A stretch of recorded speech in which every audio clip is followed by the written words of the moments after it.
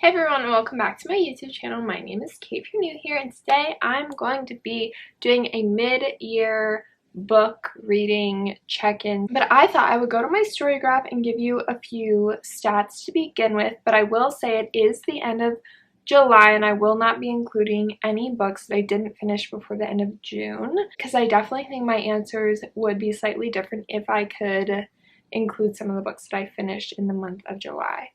But I will say that by the end of June, I finished 31 books. My goal this year is only 41 books. I did not expect this reading year to be so great and awesome, as in the books that I've actually picked up have been really great and awesome, and the amount I've been reading has been like insane. Like, I've never read this much in my life, and I know to some people that is like nothing at all.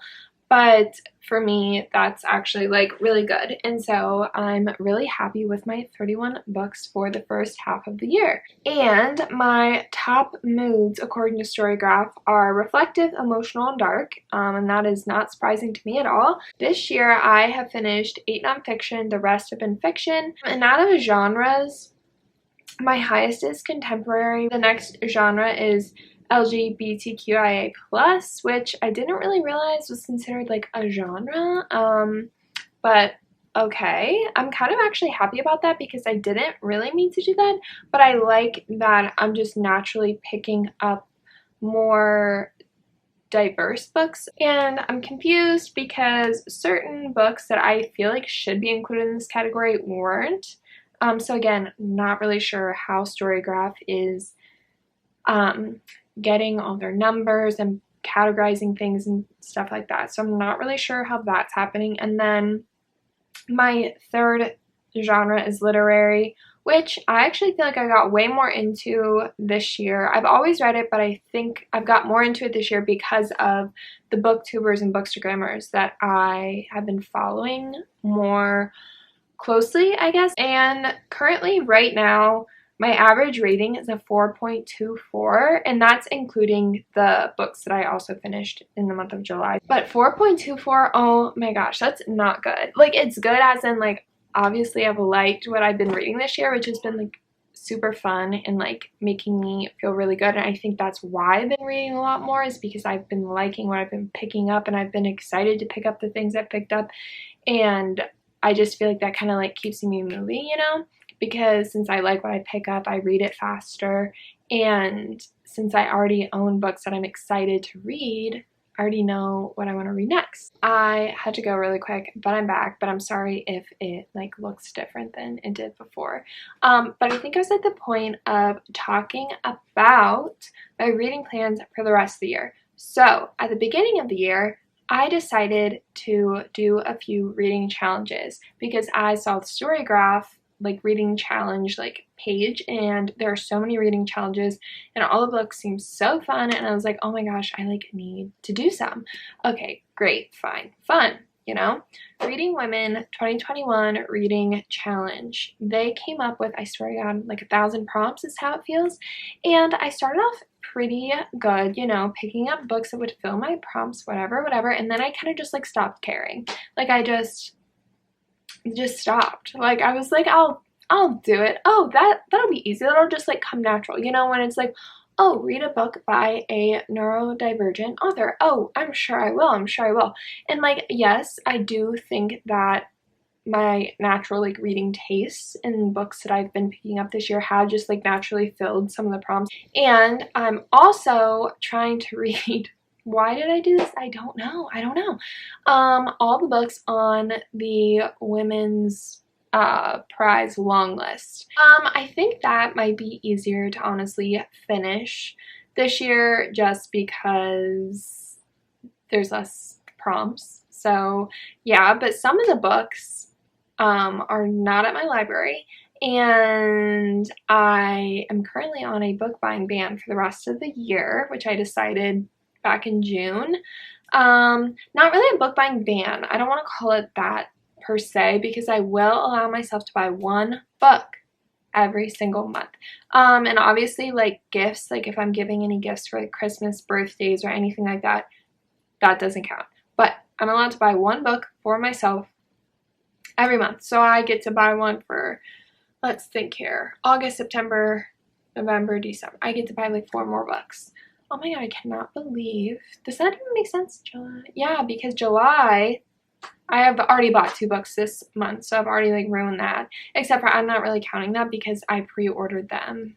As in, like, I pre-ordered the one, but I ordered them both in June, but didn't pick them up till July because the one didn't come out until July, if that's making any sense. But yeah, so I really have to like think hard about which books I'm going to purchase every month because, like I said, some of my reading challenge books aren't at my library. So that makes me feel like I need to buy them if I'm ever going to finish the challenge because, like, how else am I going to get the books? So it's just become like a whole annoying thing to me. But anyways, let's do the mid-year book freakout tag questions now. Okay, number 1, the best book of the year. Of course, I have got to say Open Water by Caleb Azuma Nelson. This book is beautiful. It's beautiful. I've highlighted so many lines in here. I want to reread it so bad.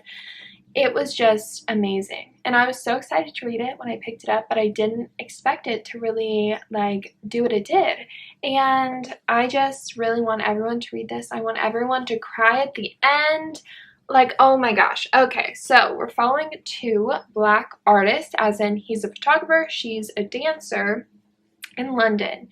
And they have a very, I don't want to say immature love, but it's very like hesitant and it's very like raw, and I'm gonna say like real, and it never feels like it always feels like one is in it more than the other one, and then it kind of like goes like that a little bit, you know, like she's more into him or he's more into her, and like it just never feels like there's a right time, I guess. And we touch a lot on themes like identity, masculinity, love, and I would say it's a very like vulnerable book. Like these 2 young people who are in love are just like tiptoeing around it a lot, and it just feels like really relatable, like in that sense. Like it's so like real, and like, oh my god, it just like got my little soul. And like I love a love story, but I don't really read romances. So like obviously this is not your typical little like romance. Like I would never call this like a romance, you know what I mean?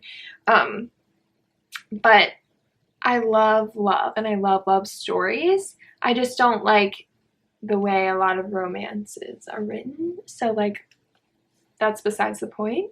But this is just like the greatest love, and like, oh my god, I don't know why the end just like got my soul. Like cried, sobbed, and I was like, what is wrong with you? Like, what is wrong with you? But I don't know, beautiful writing, very, very, very poetic.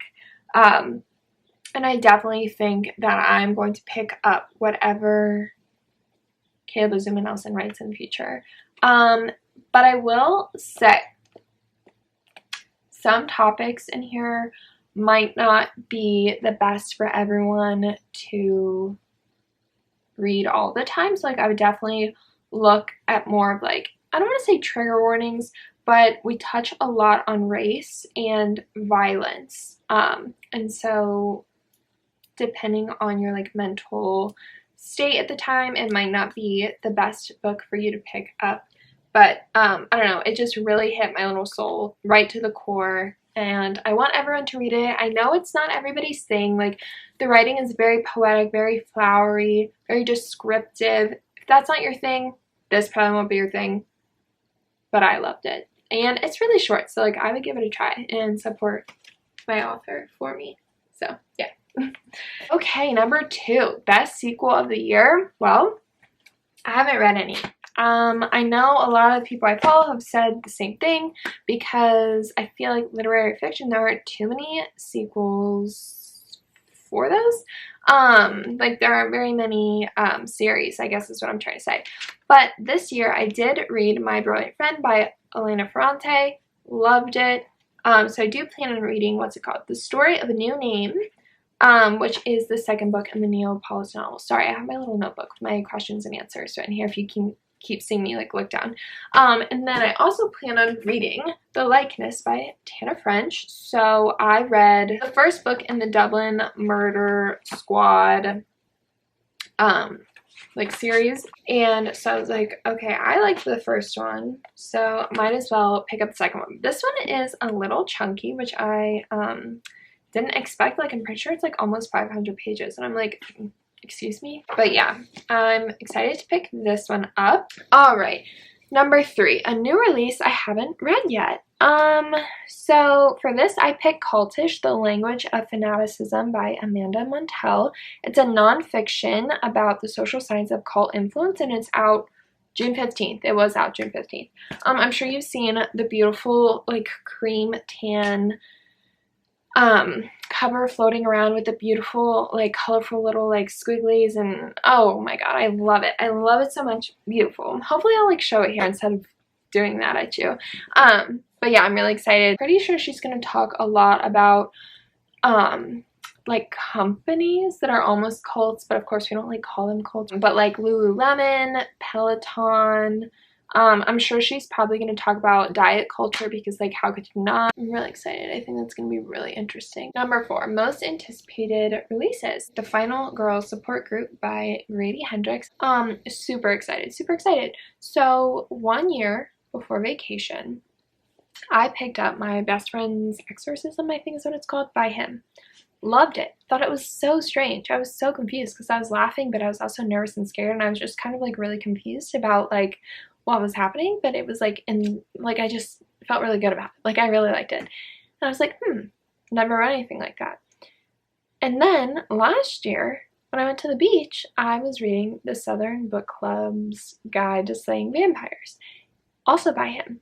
Again, really, really liked it. So now I was like, I need to read The Final Girl Support Group. This one honestly seems a little scarier to me than the other two, but it still has that element of like, I don't want to say funny, but like kind of goofy. This to it, because like Final Girl Support Group is, I guess, a final girl, which I know I'm like really late to the game on all this, but I'm pretty sure that is like, it's like the girl at the end of the horror movie who made it out alive, okay? And I guess all of these final girls who like escaped really scary, crazy situations have a secret support group. Well, I guess someone like finds out about their support group. I think one of the girls goes missing. Honestly, not really sure. But his books I usually have a hard time putting down, and I'm just like super excited because I just feel like that's like, I don't even know, like it's not goofy, but like I know I'm gonna laugh. Like I feel like he takes these really like goofy, scary topics and like just writes so well. Like I don't even know, like I just love it so much because I feel like exorcisms can be a little freaky in certain senses, but because you're following like middle school, high school girls around, you're like, what? Like this is goofy, but it's scary, you know? And then the whole like a Southern book club, that sounds so not scary, but then you add in vampires, and you're like, yeah, I guess that's kind of scary, but like goofy, but it was like so gross. I don't know, he's such a good horror writer, and I'm so excited to pick this up. Oh my gosh, I just had to get up again for the millionth time during this video. Number 5, biggest disappointment. Gay Bar, Why We Went Out by Jeremy Atherton Lynn. It was a memoir. So I really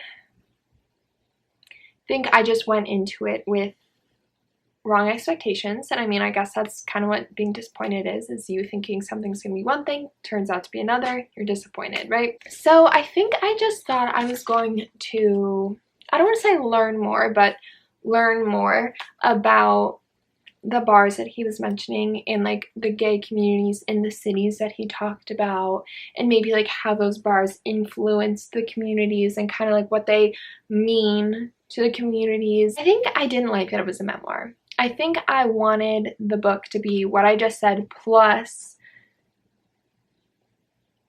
kind of like what being gay and coming out and going out to these gay bars meant to different generations of gay people, because I assume that coming out in 1985 is probably a little different than coming out last year. Maybe not, but I assume, because of the way just people either accept or don't accept, or what types of religions are taken more serious at the times, and just like things like that. Like there are a lot of influences that I feel like affect people's experiences during that time. And I think I just wanted it to be more of like an overall why we went out, not like a why I went out, which I know that's my own mistake. Like it's a memoir. So I know I should have known, didn't know, didn't like it. Like I'm pretty sure I rated it like almost a 2. So that's saying a lot for me, like 2.75. That's not good. This next prompt, biggest surprise. And I'm actually really happy and excited that I get to talk about this because I just don't feel like I've like talked about it very much this year. But it's called Goodbye Vitamin by Rachel Kong. And originally, I feel like I pretty much picked it up because of the cover. I think this cover is so cute and like fun and whatever. I just think it's so cute. So because I picked it up from the cover, because of the cover, I don't know how much I really expected to like or not like this book. Like I just kind of picked it up not really knowing a whole lot about it and wasn't excited, but also wasn't like I didn't have a lot of feelings, I guess is what I'm saying. It's not like I thought it was going to be bad and ended up loving it. I just didn't have a lot of feelings and I ended up loving it so much. So much. So we're basically following this girl who just breaks up with her fiance, or he breaks up with her, whatever, I don't even remember. Whatever, they're not together anymore. She moves home to her parents' house, and I think she's like 30 or like almost 30 or something like that. And her dad is losing his mind, like literally actually forgetting things all the time. And it's affecting his job and his relationships and all of that type of thing. But also, he was an alcoholic and wasn't always the nicest to his family, didn't always make the best decisions. So now I feel like she's struggling with, I love my dad, he's my dad, but now but he like made all these mistakes, but also he made a lot of mistakes when I wasn't even living at home, so I wasn't really there for them. But I need to take care of him, but I know that he like really hurt my little brother because basically her little brother's a lot younger than her and was home for a lot of the alcoholism and all of these things that she wasn't really a part of. So like she knew what was going on from afar, like she lived in a separate city, different city, but because she wasn't there for it, I feel like she didn't really understand how bad certain things were. I don't even know. I just told you way too much about this, but I feel like throughout this book there's just like a constant sadness, but it's matched up with a very dry sense of humor, and it was just the perfect combination for me. Like I went through it like this. Like it was just so good. Like so good. Again, kind of sad, so I don't know if it's really for everyone, but I really enjoyed this. And it's written in almost like a diary entry type style, which I really enjoyed. So yeah, I don't know if that sounds like something you'd be interested in. You should totally pick it up. Like I'm telling you, I did not expect much out of this and loved every minute of it. Like truly. Like I could totally see myself rereading this one day. Prompt number 7, new favorite author. So I know a lot of people on here have a lot of rules and requirements for themselves about how to classify someone as a favorite author or whatever, whether they're like allowed to say someone is or isn't, whatever. I don't really have rules for myself. I just kind of either like what people write or I don't, and I either say I really like them or I don't. Like I don't know. I just kind of go with it. So the first person I've listed here is Miss Melissa Broder. So this is the first year I've ever read her. I first picked up Milkfed back in the winter and flew through it. It was everything I wanted and more.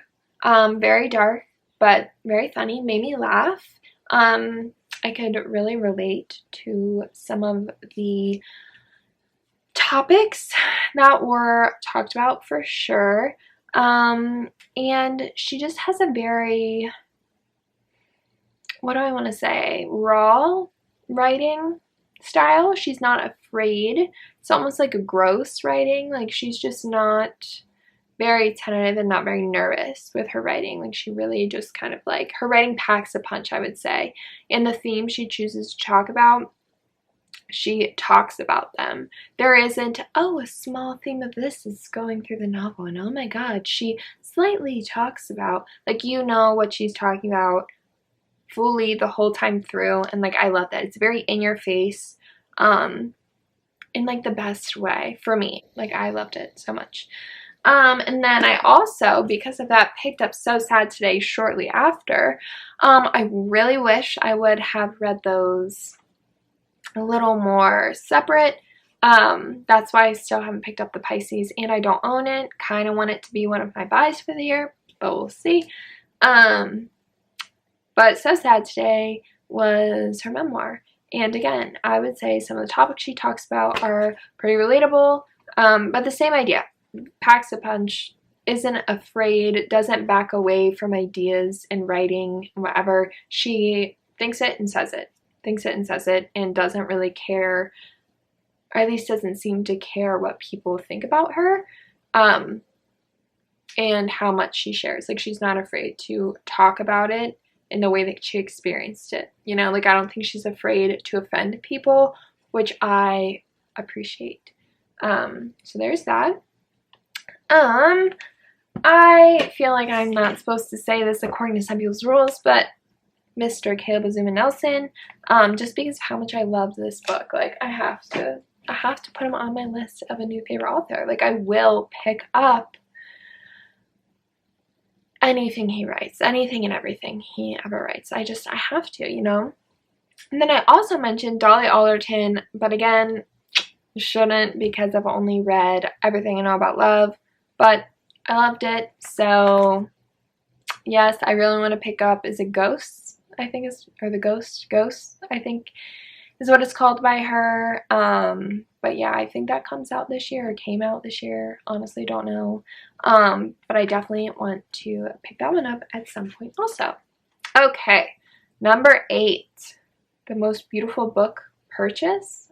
I have 3. 4? I actually have 4 written down. And we've talked about 3 of them already. So, the first one I've mentioned is Milk Fed. I don't know what it is about these colors, but I am just like in love.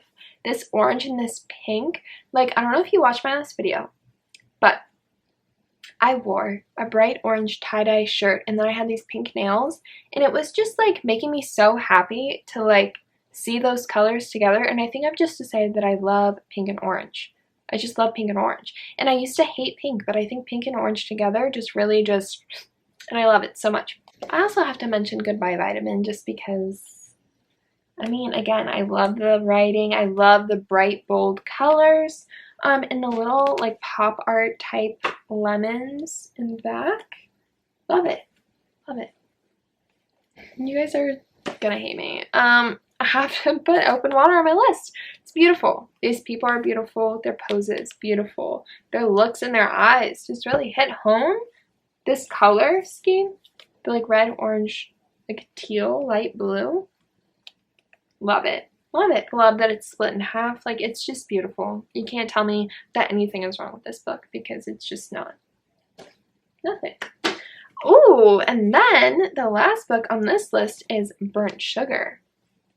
How beautiful. How beautiful. I love this purple. And then this, I just love how like realistic this is. And like, oh, like the author's name down here, but the title up here. Like, I don't know. I just love the colors too. It's just so pretty. I didn't expect to like the purple and green together as much as I do, but I really, really, really do. Those are all the prompts for the mid-year book freakout tag. I'm sorry I talked a lot today. I know I did. I really, really know I did. But yeah, I'm so sorry that I talked so much. But yeah, hopefully I'll post this soon. And I'll see you in the next video. Bye, guys.